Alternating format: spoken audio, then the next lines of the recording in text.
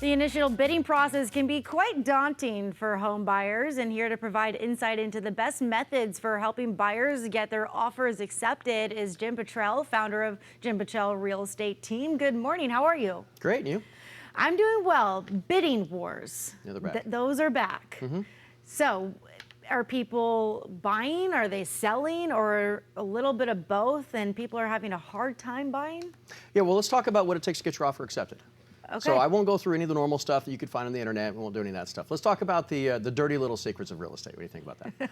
I like that because All right. one thing that I saw in the notes that you provided is that the highest offer is not being accepted. Why is that? No, it's not the highest offer. Most people think that in order to get your offer accepted, it has to be the highest price, and it's actually not true. Most people also seem to think that it's the seller that chooses which buyer gets the house, and that's actually not the way it works in the real world either. The way it really works is the listing agent is choosing what buyer's agent they want to work with.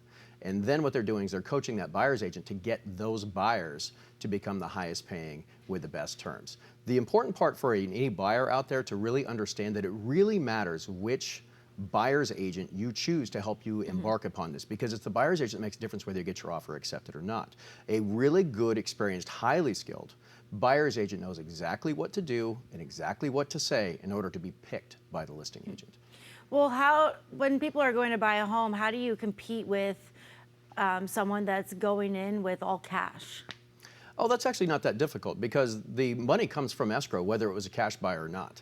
And a good buyer's agent knows how to coach the listing agent through that. So one of the schools that we use right now that we're having a lot of success with is a short close. So our team, we're writing offers 10-day close, and that's with financing. Wow. So it makes no difference to the seller. So talk more about, I guess, how people shouldn't get discouraged when they are going through those bidding wars and they don't get the home that they want. Okay, well, going through a buying process is always very difficult, especially for the first-time home buyers. It's scary. It just really is. Anything worth doing, I've always said this, anything worth doing in life is going to get really hard at some point in time. That's just the motto I've lived with my whole life. So when you go embark upon buying that very first house, you have to understand it's going to get difficult. It's going to get scary. But here's the thing you have to remember. Don't be scared of it. Because what we've been watching is we've been prices go up, right? We've been watching interest rates go up, and we're watching rents skyrocket, and they're not done with that either. If you own a home, you're immune to everything. I mean, you bought a home 3 years ago, right? Has the increase in interest rates impacted you? Has the increase in rents impacted you? Has the increase in home prices impacted you? Because you're immune to it. In fact, you love it when prices are going up because that's more equity for you. And so buyers need to understand. Because it's the investment aspect of the home. Yeah, you go to bed at night and you wake up in the morning and you're wealthier because your house went up in value. Can't do that when you rent. And you have no upper limit on what your cost of living is going to be when you rent. So when you own, you're immune to everything. It's a fantastic feeling.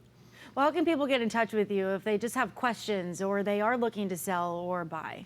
Well, they can just reach out to jimhasthebuyers.com, or the phone number should be at the bottom of the screen, the 833-600-SOLD. We'll be happy to answer any of their questions. We can go through scenarios to teach them exactly the difference between renting and owning, because I'll tell you what, that rent versus own scenario is the way we teach it.